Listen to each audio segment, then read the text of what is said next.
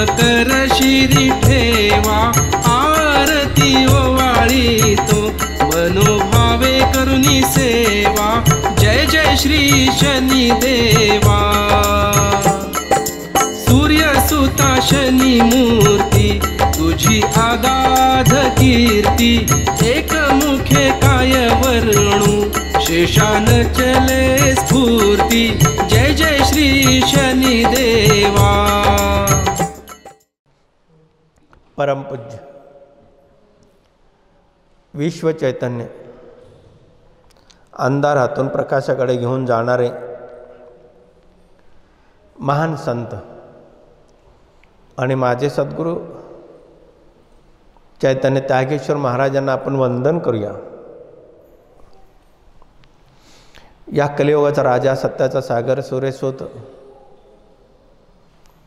मी म्हणणाऱ्यांना पाचावर धारण करणारा, असत्याचा नाश करणारा आणि सत्याचा विजय करणारा,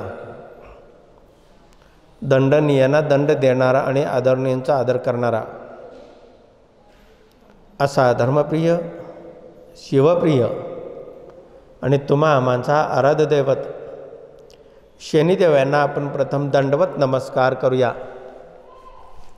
आपण पाहत आहोत प्रपंच करून परमार्थ कसा असावा। या कलियुगामध्ये, या धगधगत्या जीवनामध्ये प्रत्येकांना वेळ नसते असं त्यांचं समज आहे। अशा काळामध्ये सुद्धा प्रत्येकांना हवंसं वाटत असतं, ऐश्वर्य मिळावा, ईश्वराची कृपा असावी, संत मंडळींची कृपा असावी, कुटुंबातील ज्येष्ठ मंडळींचा आशीर्वाद असावा, असं काही लोकांना वाटतं। पण काही लोकांना साधना करत असताना मात्र वेगळंच वाटतं।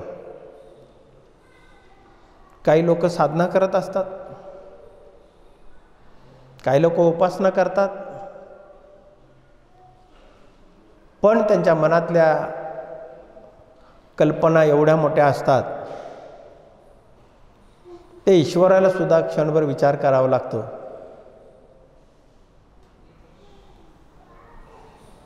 भक्ती ही उत्तम प्रकारे केलं तर आपल्याला स्वास्थ्य लाभतं, आणि कनिष्ठ पद्धतीनं केलात तर मात्र सगळं बिघडतं आणि विश्वात असलेले सगळे संकट आपल्यावर येतात। काही लोकांची कल्पना असते, आम्ही खूप भक्ती करतो, खूप उपासना करतो, हे करत असताना आमचं मन आमच्या ताब्यात राहत नाही।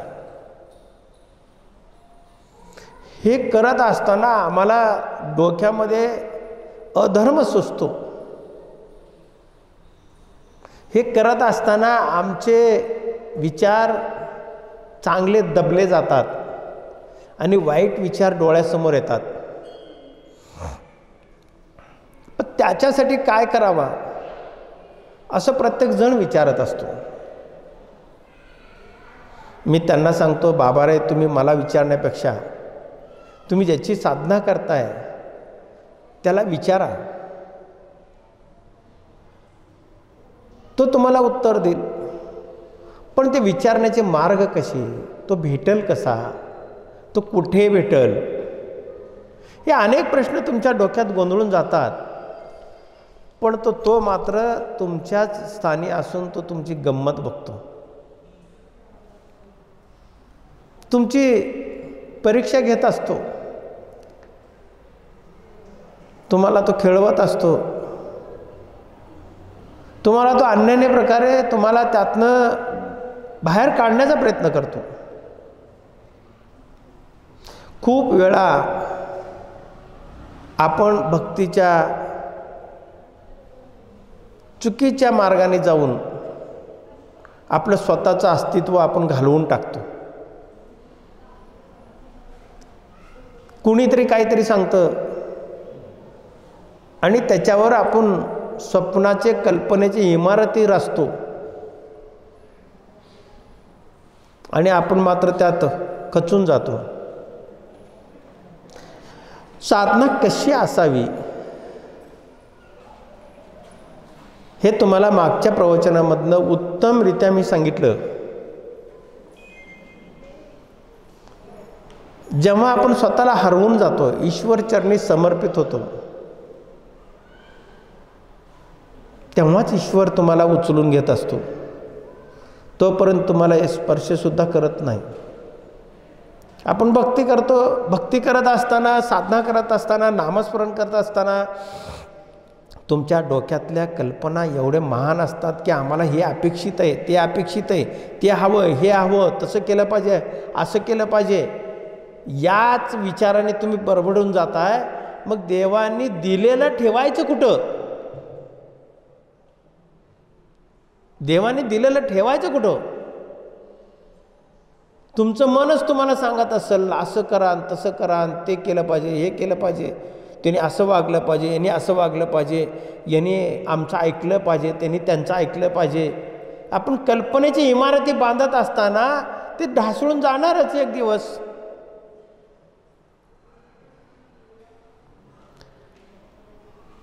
जोपर्यंत तुम्ही स्वतःचा निर्णय घेत नाही, स्वयं निर्णय घेण्या इतपत पात्र होत नाही, तोपर्यंत ईश्वर तुम्हाला दिसणार नाही. स्वयंपात्र झाला पाहिजे. मी कोण आहे, माझे कर्तव्य काय आहेत, माझी जाणीव काय, मला काय करणं गरजेचं आहे, हे ओळखण्यासाठी प्राथमिक अवस्थेमध्ये मूर्तीपूजा आपल्या धर्मामध्ये आहे.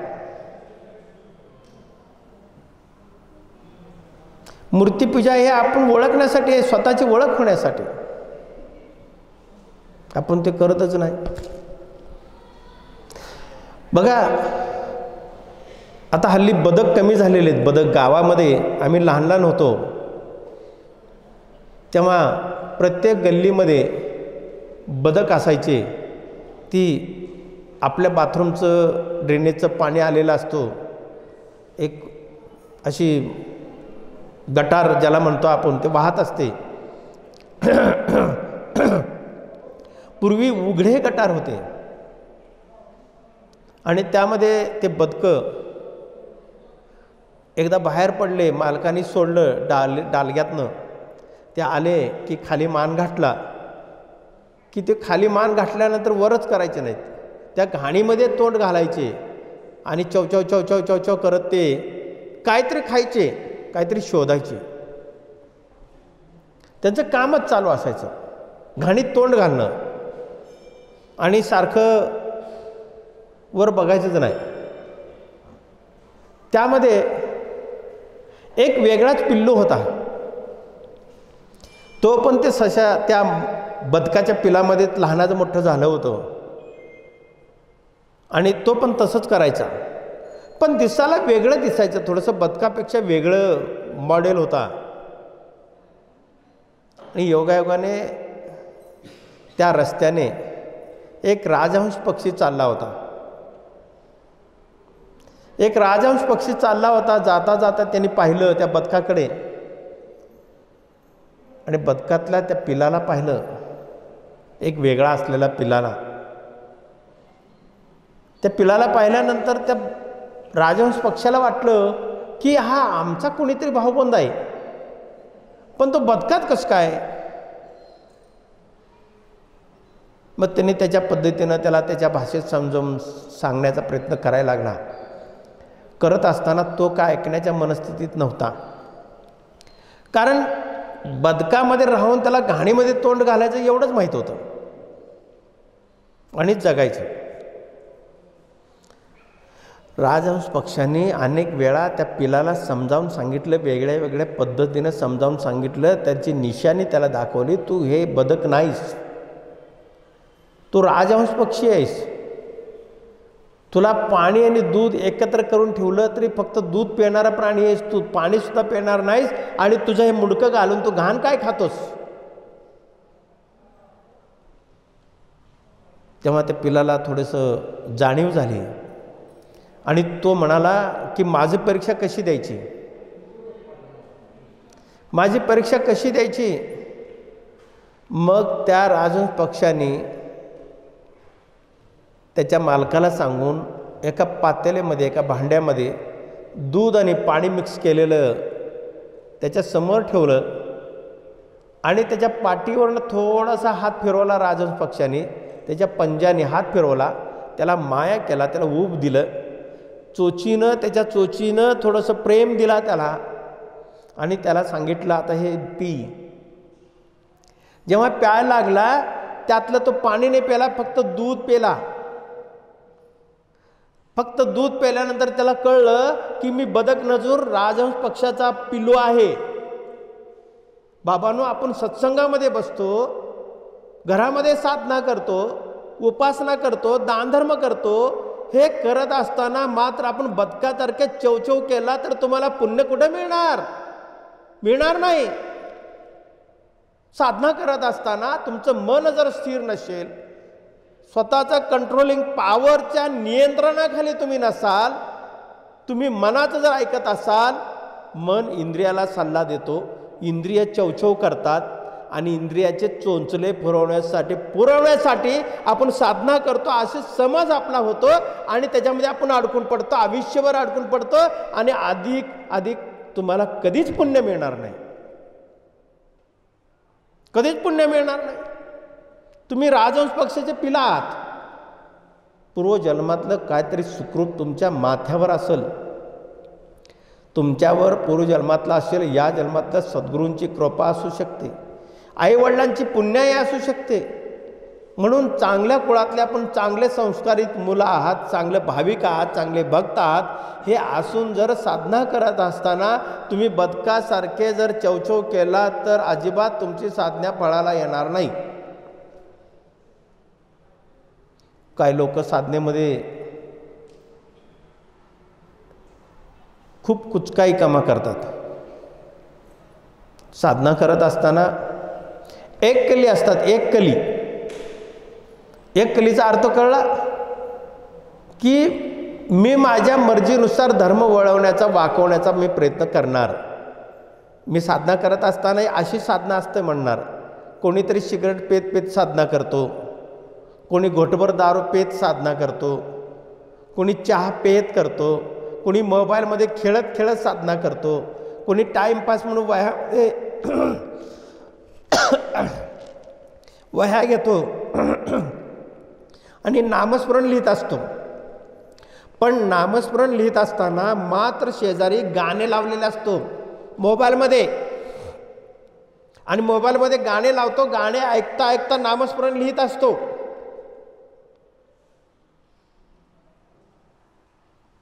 असं साधना काही कामाचं? तो त्याच्या पद्धतीनं एखाद्या शाण्या माणसाने समजावून सांगितलं तरी ऐकण्याच्या मनस्थिती तो नसतो. तुम्हाला लई कळतंय, तुम्हाला लई खूप माहीत आहे, मला असंच वाटतं, मला असंच करावं असं वाटतं. मी एका घरी गेलो होतो, एका भक्तांच्या घरी गेलो आणि थोडंसं देवाऱ्याकडे जाण्याचा प्रसंग आला. देवाऱ्याकडे पाहिलं.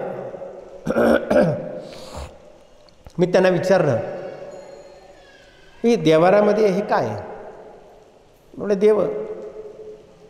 देवाऱ्या गच्च भरलं होतं. एक 5-25 देव होते त्याच्यात,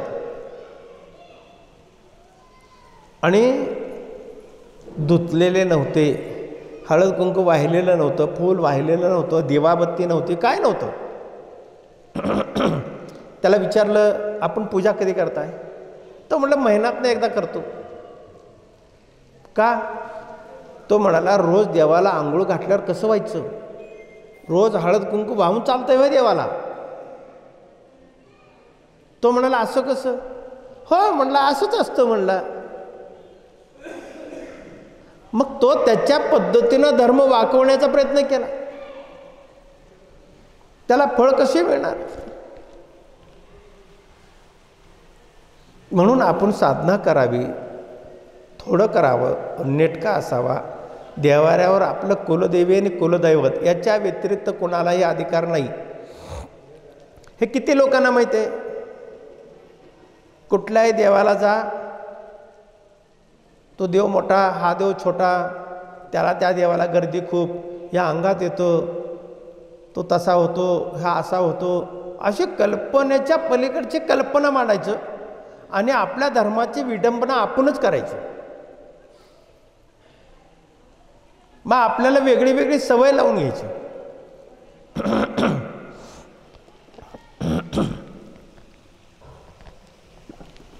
एक जावई बापू होते, नुकतंच नवीन लग्न झालं होतं. थोडंसं आईच्या खूप प्रेमातला माणूस. बायको माहेरात गेल्यामुळं त्याला वाटलं की आपणही माहेरात जावं, सासरवाडी जावं असं वाटलं. मग तो आईला विचारला. आई म्हणाली, अरे तुला सारखं खायची सवय, तुला सारखं खायची सवय, तुला तिथं लवकर स्वयंपाक नाही झाला तर काय करणार? मग आईच्या कल्पनेप्रमाणे आईनं एक थोडंसं मुरमुरे, त्या काळात मुरमुरे खूप फेमस होते, त्याला हळद मीठ तिखट लावायचं आणि त्याला फोडणी द्यायची लसणाची आणि ते घेऊन जायचं. मग तो घेतला आणि तो निघाला रस्त्याने. नेमका पाऊस आला होता.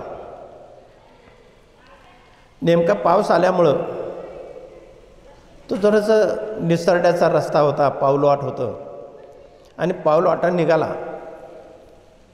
निघता निघता गाव जवळ आलं. गावाच्या पलीकडे जाण्यासाठी तो थांबला. अलीकडं थोडंसं थांबल्यानंतर वड्यातनं जायचं कसं, वड्यात थोडंसं गाळ वगैरे येऊन अडकलं होतं आणि वड्याचं दोन्ही काठ मोठे असल्यामुळं गाळ त्या लेवलला आली होती. गाळ आल्यानंतर हा आता गेलं तर पाहिजे म्हणून त्या गाळातनं जाण्याचा प्रयत्न केला.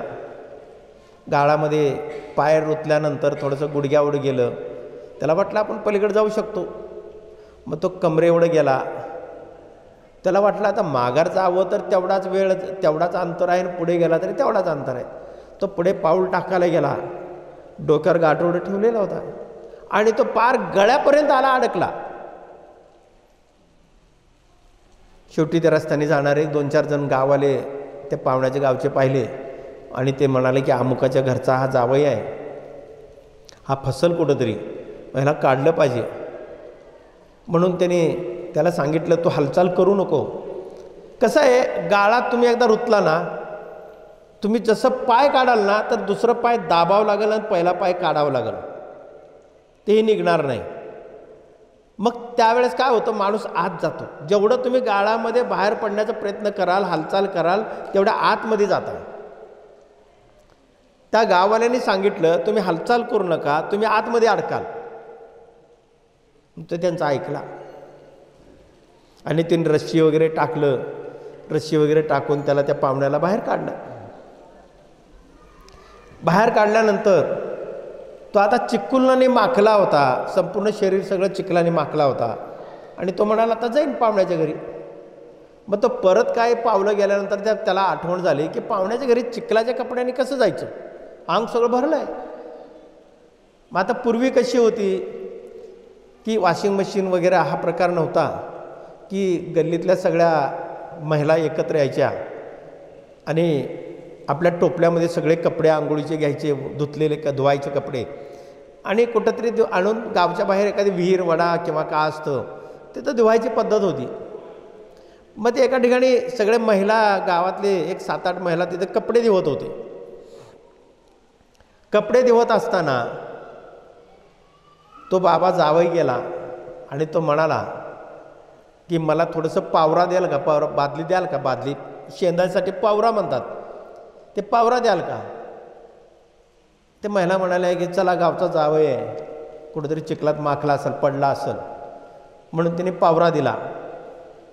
आता पावरा दिल्यामुळे अंग सगळं, अगोदर एकतर ते अंग सगळं ओलं झालं, सगळं चिखल झालेलं आणि ते शेंदायचं असतो. शेंदता शेंदून बादली आल्यानंतर घ्यायला गेला. जसं बादली घ्यायला गेला, हात पुढे केला तो निसटला आणि आत पाण्यात पडला. आता आत पाण्यात पडल्यानंतर आता हातपाय हलवत नाही, काय नाही, तो तसंच थांबला. वरच्या महिलांनी ओरडलं, माता भगिनींनी सगळ्यांनी सांगितलं, अरे तो हातपाय हलव, हातपाय हलव, जिवंत राहशील ना तर बुडशील. तेव्हा तो खालून ओरडतो, काय गाव चमत्कारी आहे. म्हणलं मी जेव्हा गाळात अडकलो होतो तेव्हा हातपाय हलवू नका म्हणले, आणि पाण्यात पडल्यावर तुम्ही हातपाय हलवा म्हणताय. मला सांगा, यातला अर्थ तुम्हाला काय कळला असेल तर ठीक आहे. परिस्थितीनुसार निर्णय घेणारे ज्याच्याकडे क्षमता आहे तोच या कलियुगामध्ये जगू शकतो. जसं प्रपंच करून परमार्थ करत असताना निर्णय घेण्याची ज्याच्याकडे क्षमता आहे, साधना करून त्यातनं काय प्राप्त करायचं हे जर कळलंच नसेल तर तुम्ही गाळात रुतणारच ना, गाळात रुतणारच. आणि पाण्यात पडल्यानंतर हातपाय हलवणे निसर्ग नियम आहे. म्हणजे स्वयं निर्णय घेण्याची क्षमता जोपर्यंत मनामध्ये तयार होत नाही तोपर्यंत तुमची साधनेला सुरुवात करून काही उपयोग नाही, काही उपयोग नाही, त्याचा काही परिणाम होणार नाही. आणि तोच पाहुणा त्या महिलांनी बाहेर काढलं आणि तो पाहुणा घरी गेला. घरी गेल्यानंतर ढेळजामध्ये बसला. पूर्वीची पद्धत ढेळच असायची. आता पाहुणा आल्यामुळे शेजार पाजार भावकीतले 4 लोक जमा झाली सगळे. त्याला हे वैतागून सगळं भूक लागली होती. स्वयंपाक गेल्यानंतर सुरुवात केली. पूर्वीची पद्धत चुलीवरचा स्वयंपाक होता, थोडंसं उशीर लागायचा. म्हणून पाहुण्या तसंच बसला, गाठोडं तसंच जवळ ठेवला. आईने सांगितलं होतं कुणाला दाखवू नको, तुला भूक लागली तर खा. आता भूक लागली, आता काय करायचं. हे पाहुणे का उठून जाईनात. आईनं नाही सांगितली ना इतरांना द्यायचं, आईनं सांगितले कोणापुढे खाऊ नको, तू एकटा खा. आता साहजिक आहे, परिस्थितीनुसार त्यांनी सांगितलं होतं. पण त्याला भूक लागल्यानंतर त्या पाहुण्याला तो म्हणाला की आपण सगळ्यांनी थोडं बाहेर गेलं तर चालेल, मला जरा आराम करायचा आहे. तर ठीक आहे म्हणाले. तो ढेळजेमध्ये झोपला, दरवाजा बंद केला, पुढे केल्यानंतर एवढी भूक लागली होती की कधी एकदा ते खाऊ असं झालं होतं. तोंडाला पाणी सुटलं होतं. लसणाची फोडणी त्यानं डोळ्यासमोर बघितलं होतं. आईने लसणाची फोडणी दिलेलं आहे, मस्तपैकी बनवलेलं, लटपटीत होतं, अगदी चटपटीत होतं. कधी एकदा खाऊ असं केलं तर तो काढला आणि असाच तोंडात घातला. तोंडात जसा घातला तसा त्याचा मेहुणा आला आणि म्हणलं जिजू, म्हणलं स्वयंपाक झालाय चला. तू बघितलं तर तू गाल फुगलेले. आईनं सांगितलं होतं कुणापुढे खाऊ नका. म्हणलं खावं गिळावं तर ह्यो बघल, म्हणून तो असा तोंड फुगून बसला. तो ओरडला, म्हणला आमच्या जिजूचे गाल फुगल्यात, ह्याचे गाल फुगल्यात. म्हणलं ह्याला काय केलं पाहिजे. सगळं ओरडला, सगळे पळत आले, सासूबाई आली. सगळ्यात लाडकं सासूबाईला कोण असतो माहिती आहे ना, जावई. लेकीवर माया नसते सासूची, जावेवर असतो. जावई बापू तुमचं तोंड फुगलाय, काय करायचं. सगळे घाबरले, डॉक्टरला आणले. हा पट्टा काय तोंडातलं गिळना आणि बाहेर का टाकना, तोंडात तसा धरला गच्च. सगळे डॉक्टर झाले, इंजेक्शन झाले, सगळे झाले. आईने सांगितलं होतं दुसऱ्याला द्यायचं नाही, कोणापुढे खायचं नाही. तो तोंडच हलवना, पा बिचारा तसंच अडकून पडला. ही काय बरंच होईना. इंजेक्शन दिलं, त्याला काय काय केलं, सगळं प्रयोग केले. त्या शेजारच्या घरातला एक म्हातारा आला, नक्की काय झालं बघावं. तो म्हातारा म्हणाला की ह्याला काय झालं नाही, गालफुगी झाली. गालफुगीला एक औषध आहे जुना.